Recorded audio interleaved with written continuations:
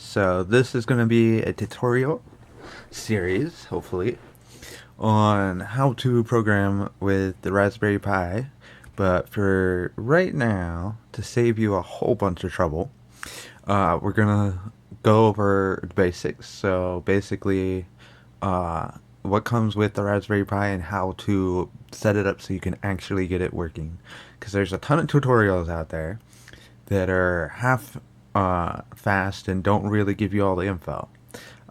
So hopefully this helps someone, because this would have been wonderful when I had it. So first of all, you have your Raspberry Pi, and if you did what I did, you have a kit. So you have your kit that usually comes with the Raspberry Pi, a cord, a card, and some stuff. Hopefully you have a power supply. It comes quite handy. It's not required, actually. You can power it through a regular USB, but you cannot do the fancy dancy stuff without the power supply. So if you don't have one, you need one. And then, of course, if you have a kit, you have your cable, your breadboard, the board, and then a whole bunch of the wires that come with it. My kit came with a wireless receiver, which you don't really need.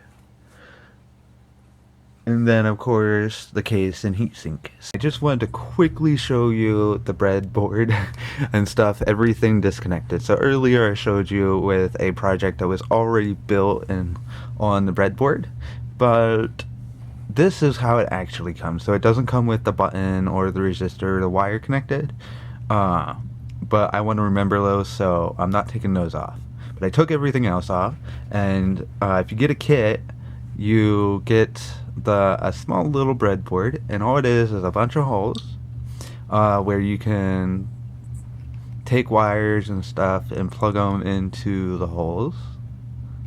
Then you get a board that basically has a whole bunch of pins that, if you look, actually resemble the pins on the Raspberry Pi. And you get this cable that connects the Pi to this board.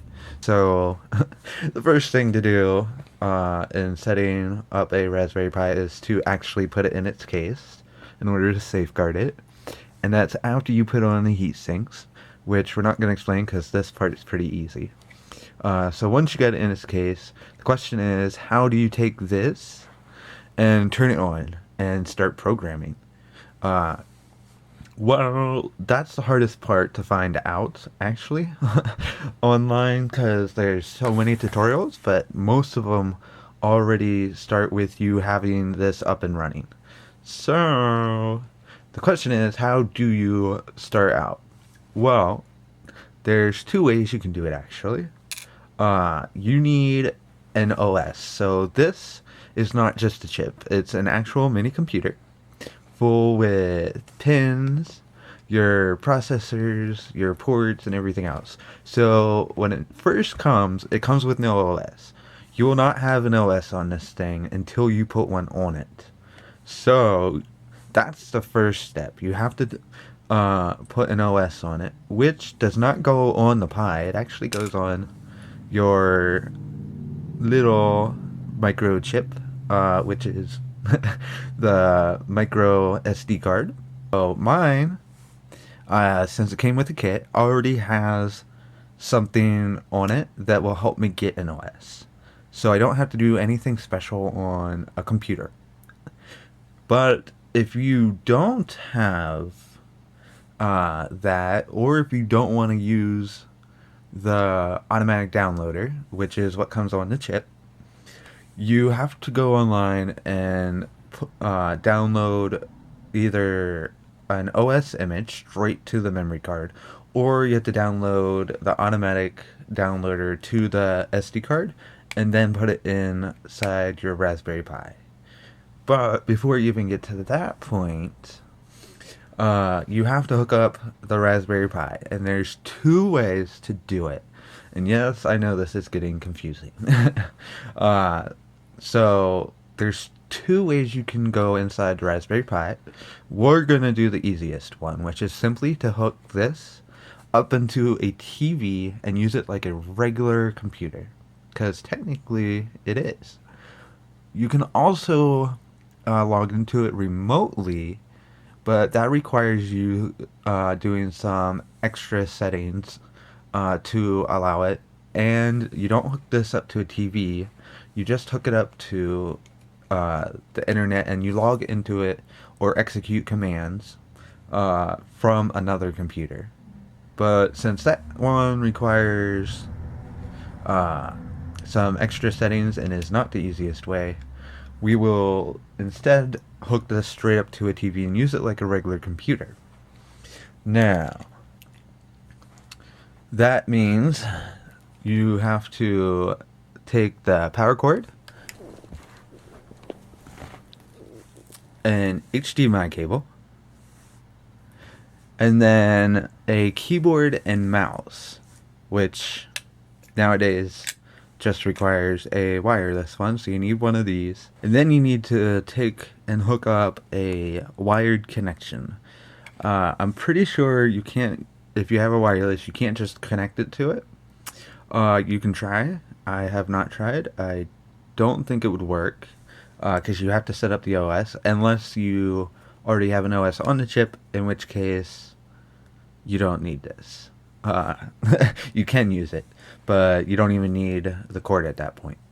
But starting out, you have to set this up. So we're going to go from the very beginning and hook this up to the TV and use it just like a regular PC. So the first thing we have to do in order to get this thing working is to put an OS on it. As I mentioned earlier, there are multiple ways of actually doing this. If you have an SD card that came with a kit, it most likely has the OS on it, in which case it's already partially, well, mostly way to go. But if you don't have a chip with an OS on it, or if you want to turn around and have multiple uh, OSs on different chips, so you want this chip to be for one OS, but you want a different OS on a different chip and have them separate, or you just want to use any other chip other than the one that came with your kit, or for whatever reason you don't have an OS or an automatic downloader on a memory card already, you have to go through and actually download the OS to the chip or the automatic downloader. We're gonna take the automatic downloader way, which I already have on my chip. So mine came with a kit, which means I already have that preloaded onto my memory card. But I have more than one memory card. So we're going to show you now how you actually would do it with a fresh memory card instead of one that already came preloaded. With the automatic downloader, it's very simple because right now we just care about getting this up and running. So we could just take this, put it into the slot, and tell it to go.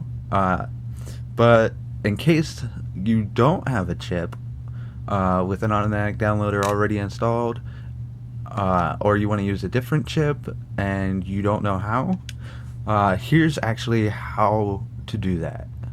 Okay guys, so if you choose to use a memory card that does not have a pre-installed OS or an automatic downloader, you need to actually come to Raspberry site and either download a image or you need to download the automatic downloader, in this case, which is called noobs, and then set up the OS. We are actually going to uh, download the automatic downloader, which is noobs. So we're going to come to the site. We're going to click noobs, and then it gives us two options. Uh, as you can see, Lite does not contain an OS. You will have to boot up into noobs if you choose Lite, which we will, and choose the OS you want. Noobs regular automatically comes with Raspbian, which is the default easy to use OS that Raspberry Pi uh, recommends and I recommend for beginners. So, since what you have on a memory card is the Noobs Lite version, this is the version we're going to download. So even if you got a kit and it came with uh, the OS already installed, most likely it doesn't come with an OS. It actually comes with the Noobs Lite. It usually claims it comes with an OS, but it's really just a automatic downloader, so you can choose your OS later. This is what most cards come with. And then, of course, if you choose to, you can go with Noobs and automatically get Raspbian downloaded with it. But since we're going through the basics, we're actually going to do it this way, and we're going to download the light version. And of course, you can save it or open it. We're choosing to open. Then once downloaded, we have to get it onto our card. So this is basically the OS, what you have it, but you need to actually get this onto your memory card so that it can boot whenever you put it into the Raspberry Pi.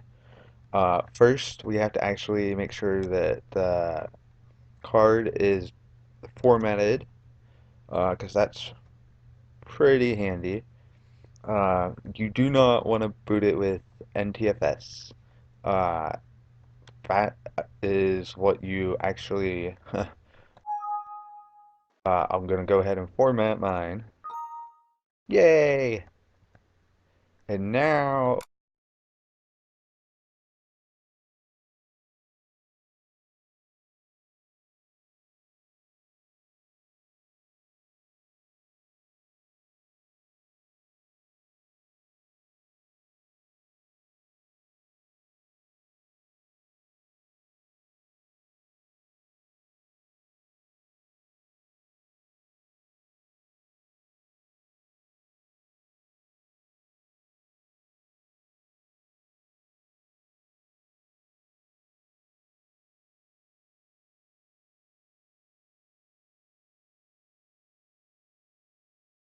okay, guys. So we have the Noobs OS, well, the Noobs downloader, and copied over to the memory card. So all you have to do is take this, insert it into your Raspberry Pi with the pins upward. So you want the pins facing you, and then you just put it right on in and push it until it clicks into place. Then you need to take and hook up a keyboard and mouse. I have a wireless mouse and then I have a keyboard. That's why I have two dongles. And then you take and hook your HDMI cable into your TV or monitor. Plug it into the side of the Raspberry Pi.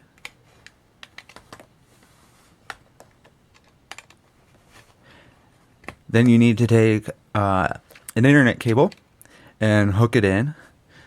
You need the internet because that's how it's going to download your actual OS. So you definitely need an internet cable plugged into there. Okay, so we hooked up our internet cable. And the last thing you need to do is simply power it on. Now you can use a regular USB cord as long as it has the mini by plugging it in to give it power. But it's not recommended because that's a lower power supply than an actual power supply. So you take your power supply if you have one, and right beside the HDMI cable is where the power is. It's also the USB port, but it's for power. Once you do that, the lights will start blinking, which means it's turned on, and you'll get this. The screen you first see is the noob. So this is the noobs running. The thing we copied to our memory card is now running, and it's telling us that we have no OS installed, which is correct. We have not installed an OS. And it's asking us to choose one. Of course, it recommends the Raspbian, since that's the easiest one for noobs. But you actually have a choice. So just like any regular computer, where you have a choice between Windows 7, 8, 10, and a whole bunch of other OSs, the Raspberry Pi gives you a whole bunch of choices that you can install directly onto your Pi. So, if you're wondering what the difference between them is, some are designed for specific things like media servers, while others are general purpose, which would be the Raspberry, which we are going to choose. So, once you know what OS you actually want, you simply check it and then click install. So we checked Raspbian, that's the one we're going to install. And then down here on the bottom, which you can't see right now, there is a language and a keyboard. You want to make sure the language is set correctly, because whatever language you choose right now, before you click install, is what language your keyboard is going to be set to, and your language for everything is automatically going to default to what you select. And we are in the US, not the UK, and there is a difference. Though we both speak the same language, the keyboards are not laid out the same. So if you're in the US, make sure you change this to US, or you will have to change it in the Raspberry Pi when your keyboard no longer works. So once we click US, all you do is click install. It will warn you that, of course, your memory card will be erased and overwritten with the data that you just selected. Click OK, and it will automatically start the process of downloading and installing for you. This is the easiest way to install an OS, simply because all you do is copy the files needed for the downloader, and it will automatically download, install, create the users. It will do everything for you. All we do is sit and wait. So right now it is downloading, of course. Then it will go through and set everything up for us, and then we'll be able to launch into the Raspbian OS and actually start programming. So that's basically it. You just wait for this to download and install, and then once it does that, it will allow you to reboot and then actually launch into the OS and start programming.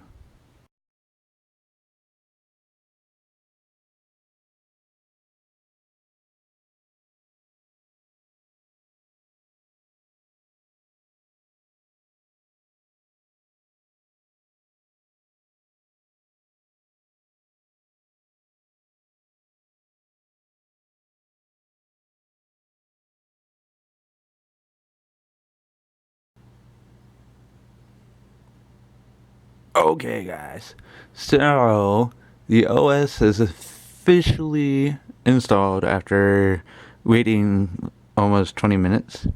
So now all we have to do is click OK, restart, and that's it. You officially have the Raspberry Pi set up.